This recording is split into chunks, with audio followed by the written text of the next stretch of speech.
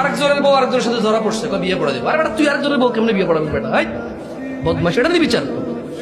তুই ধর্ম বুঝিস না? তোর বাসায় কোরআন নাই? আরেক বেটা বিদেশ আছে, ওই বেটার বউ ধরা পড়ছে একজন লোকে, বিয়ে পড়া দে, বিয়ে পড়া দে, মাথা কামাই দে। এটা নিয়ে বিচার তো? হ্যাঁ, তোর ঘরে ডাকাতি করলে তুই কি বিয়ে পড়া দিবি, মাথা কামাই দিবি রে?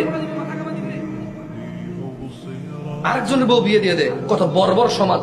একটা মানুষ নেই প্রতিবাদ করেন, এটা আবার ভিডিও করে ইন্টারনেটে ছাড়ে, আবার বলে যে একবার ঠিক বিচার হয়েছে নাকি বিয়ে পড়াই দেবো। আরে বেটা, হ্যাঁ যা করার জন্য এই জায়গায় জেনা করার জন্য তুই বিয়ে করা দিলে তো তার আকাঙ্ক্ষা আরো পূরণই করলি।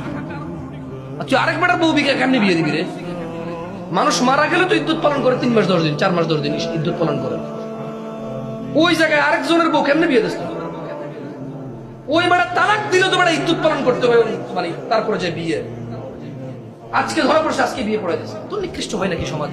একটা দেশের মানুষ এত আবর্জনা কিভাবে, এত আবর্জনা কিভাবে?